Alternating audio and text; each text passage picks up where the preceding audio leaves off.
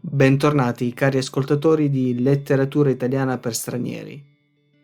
Nel corso di questo incontro, il professor Mario Pio Buenza finirà la sua analisi dell'Inferno, esaminando l'incontro tra Dante e il conte Ugolino della Gherardesca. La struttura del suo intervento sarà la stessa degli incontri precedenti su Dante. Leggerà un passo dal testo originale e lo commenterà parafrasandolo, cioè praticamente lo tradurrà in un italiano più comprensibile per noi oggi, concludendo poi con delle considerazioni personali. Vi ricordiamo la possibilità di attivare i sottotitoli in italiano e in altre lingue per facilitare la comprensione. Alla fine dell'episodio avrete l'opportunità di testare le vostre conoscenze e la vostra comprensione con domande a risposta multipla. Infine, nella descrizione troverete un PDF della puntata con trascrizione e glossario, esercizi con flashcard interattive e i link alle opere citate. Se non sapete come usare tutte queste e altre risorse e funzionalità, in descrizione trovate anche alcuni video di supporto e tutorial. Per aprire la descrizione è sufficiente cliccare una volta con il tasto sinistro del mouse sul testo posizionato nello spazio sotto il video, così come vi sto mostrando ora.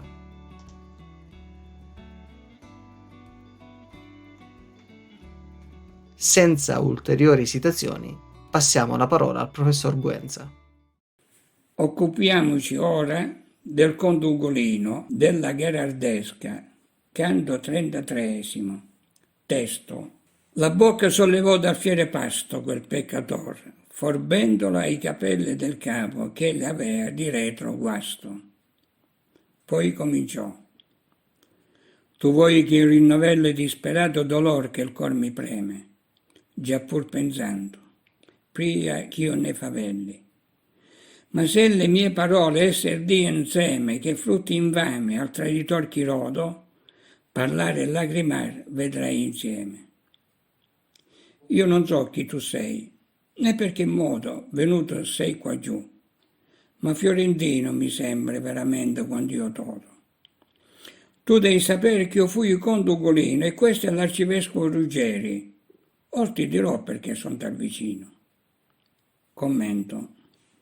Quel peccatore sollevò la bocca dall'orribile pasto, pulendosela con i capelli insanguinati della nuca, pieni di morsi.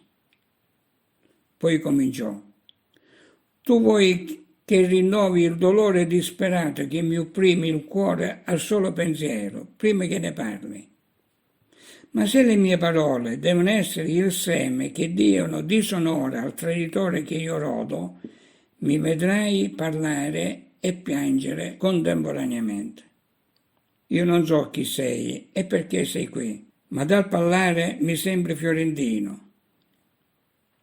Devi sapere che io fui il conte Ugolino e questo è l'arcivescovo Ruggeri. Or ti dirò perché sono un vicino così feroce. Testo. Che per l'effetto dei suoi mai pensieri, fidandomi di lui, io fosse preso e poscia morta, dir non è mestieri. Però quel che non puoi aver inteso, cioè come la morte mia fu cruda, udirai e saprai se m'ha offeso. Breve pertugio dentro dalla muta, la qual per me ha il titolo della fame, e che conviene ancora che altri si chiuda, ma avea mostrato per lo suo forame più lune già, quando io feci il malsonno, che del futuro mi squarciò il velame. Questi pare a me maestra e donno, cacciando il lupo e i lupicini al monte, perché i pisani vede Luca non bonno. Con gagne magre, studiose e conde, gualandi con Sismondo e con Lanfranchi, s'avea messi dinanzi dalla fronte. Commento. Non è il caso di dire che avevo fiducia di lui, E non parlo di come fossi catturato e poi ucciso. Ma quello che non sai, come la mia morte fu crudele, e saprai se ho ragione di sentirmi offeso. La feritoia all'interno della torre della muda, che per causa mia è stata chiamata della fame, e sarebbe il caso che venisse utilizzata anche per altri, mi aveva mostrato l'avvicendarsi di più lune, ossia più mesi, quando feci un brutto sogno che mi rivelò il futuro. Costui, l'arcivescovo Ruggeri, mi sembrava che fosse il capo di una battuta di caccia al lupo e ai lupacchiotti sul monte che impedisce ai pisani di vedere Lucca. Aveva mandato avanti le famiglie dei Gualandi, dei Sismondi e dei Lambranchi, con gagne magre, pronte e ben addestrate. Testo. In biccio il corso mi parevano stanco lo padre e i figli, con l'acute scane mi pareva loro veder fendere i fianchi. Quando fui desti innanzi alla dimane, pianger sentia fra i sonni i miei figliuoli, che erano con me, a dimandare del pane. Ben sei crudele se tu già non ti duole pensando in ciò che il mio corso annunziava. E se non piangi, di che pianger suoli? Già erano desti e l'ora s'appressava che il cibo ne soleva essere addotto. E per suo sogno ciascuno dubitava. E io sentii chiamare l'uscio di sotto, all'orribile torre, onde io guardai nel viso ai miei figlioli senza far motto. Commento. Dopo brevi inseguimenti il lupo e i lupacchiotti mi sembravano stanchi e i loro fianchi squarciati dai denti aguzzi delle cagne. Quando fui sveglio, prima del mattino, vidi piangere nel sonno i miei figli, che erano con me e chiedevano del pane. Sei davvero senza cuore se già non provi dolore al pensiero di ciò che il mio cuore presagiva, e se non piange, per quale causa di solito piangi? Ormai i miei figli erano svegli e si avvicinava l'ora nella quale veniva portato il cibo, ed ognuno temeva che non venisse portata a causa del sogno. In quel momento sentii inchiodare la porta di ingresso all'orribile torre, per cui guardai i miei figli senza dir parola. Testo. Io non piangea, sì dentro impetrai, piangeva Nelli. E Anselmuccio mio disse, tu guardi sì, padre, che hai? Perciò non lagrimai né risposi io tutto quel giorno né la notte appresso. Invin che l'altro sol nel mondo uscìo. Come un poco di raggio si fu messo nel doloroso carcere e io scorsi per 4 visi il mio aspetto stesso, ambo le mani per il dolore mi morsi. Ed ei, pensando che il fessi per voglia di manicar, di subito le volsi e disse, padre, assai ci fia mendoglia se tu mangi di noi, tu ne vestiste queste misere carni e tu le spoglie. Quetaimi allora, per non farli più tristi. L'udì e l'altro stemmo tutti muti. Ai dura terra, perché non ti apristi? Commento. Io non piangevo, il mio cuore era diventato di pietra, piangevano loro. E il mio Anselmuccio, tu guardi in un modo strano, padre, che hai? Perciò non piansi, né rispose per tutto quel giorno, né la notte seguente, fino a che non fu giorno. Non appena un raggio di sole penetrò nel doloroso carcere e io vidi come in uno specchio e nei volti dei miei 4 figli il mio stesso aspetto, mi morsi ambedue le mani per la disperazione. Ed essi, pensando che io lo facesse per fame, subito si alzarono e dissero, padre, a noi sarà molto meno doloroso se tu mangi la nostra carne. Tu ci hai dato queste misere carni e tu togliecele. Allora mi calmai per non farli soffrire di più. Per 2 giorni stemmi in silenzio. Ahi, crudele terra, perché non ti apristi per inghiotirci? Testo.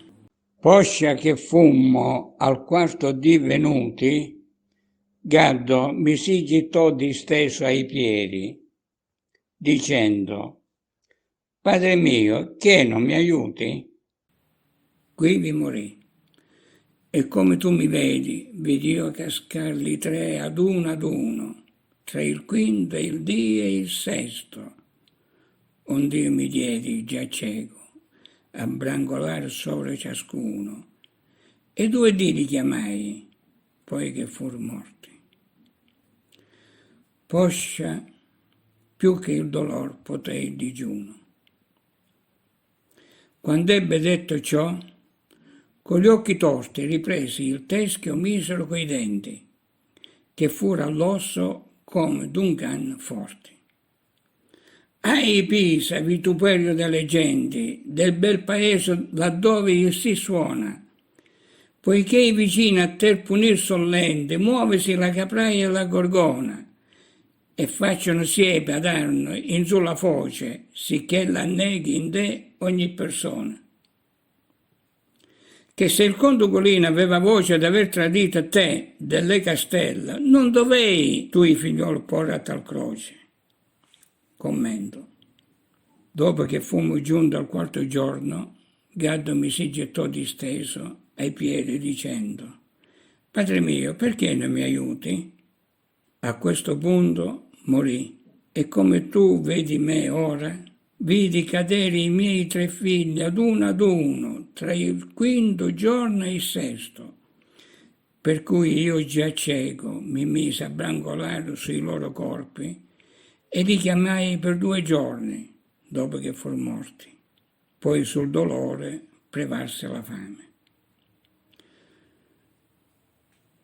Quando ebbe detto ciò, con gli occhi bieghi, afferrò di nuovo il misero teschio coi denti forti come quelli di un cane. Ahi Pisa, vergogna delle genti, del bel paese dove risuoni il sì, del popolo italiano. Poiché i vicini tardano a punirti, si muovono le isole della Capraia e della Gorgona e facciano uno sbarramento alla foce dell'Arno, così che esso, straripando, anneghi i tuoi abitanti. Poiché se il conte Ugolino aveva fame di averti tradito riguardo ai castelli, non avreste dovuto infliggere tali supplici ai suoi figli. L'episodio del conte Ugolino si apre con un atto ripugnante di cannibalismo e si chiude volutamente con un dubbio se è stato usato anche verso i figli. È la degradazione umana dell'esasperazione dell'odio, della vendetta e della disperazione. Note conclusive al 4° incontro.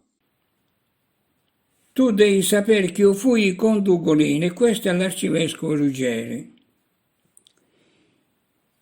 Il titolo nobiliare di conte scompare con la morte. Io fui il conte Ugolino. Il titolo proveniente da una consacrazione sacramentale rimane. Questo è l'arcivescovo Ruggeri. Seconda nota. Francesca nel canto quinto farà come colui che piange e dice, essendo una donna, prima piange e poi racconta. Il conte Ugolino, nel canto 33°, parlare e lacrimare vedrai insieme, essendo un uomo, prima racconta e poi piange. I 2 canti sono separati da 3600 versi. Si avverte la sensibilità e la cura verso le piccole cose che sono grandi sfumature, e questo è presente in tutta l'opera. Terza nota.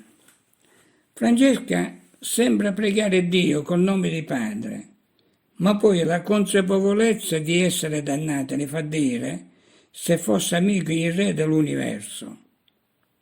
Dio, pur se non le è amico, nell'inverno lo nomino con molto rispetto e rivela la sua educazione e la sua finezza. Quarta nota.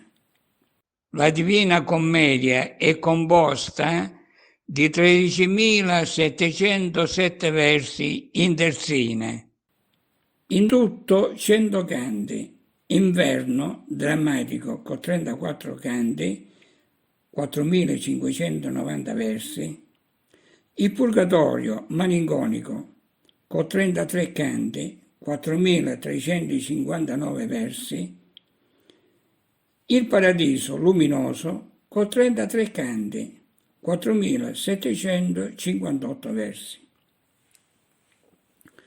Quinta nota. Abbiamo conosciuto Francesca e Paolo, il conte Ugolino, i suoi figli e l'arcivescovo Ruggeri. Sono personaggi storici realmente esistiti. In tutta l'opera c'è tanto realismo da sembrare una cronistoria. Sesta nota. Difficilmente potremo dimenticare il loro dramma e i sentimenti che ne sono scaturiti. È poesia, secondo Benedetto Croce. La commozione del sentimento nella visione fantastica ha raggiunto il sublime, perché ha toccato anche noi che siamo lontani e viviamo in un'altra epoca. Bye bye, ci risentiremo al quinto incontro. Ciao. Grazie, professor Guenza. Siamo giunti alla fine di questo incontro e speriamo vi sia piaciuto. Vi invitiamo a soffermarvi per alcune domande a risposta multipla, il cui timer è sceso dal minuto dei video precedenti ai 15 secondi di questo e dei prossimi video. Perciò mi raccomando, come consiglio anche nel video di supporto, il cui link trovate alla fine di ogni puntata, nel caso in cui aveste bisogno di più tempo per leggere la domanda o rispondere, mettete pausa al video prima che il timer arrivi a 0. Grazie per averci ascoltato e spero di rivedervi al prossimo video in cui il professor Buenza ci parlerà del Purgatorio e del Paradiso. Ciao!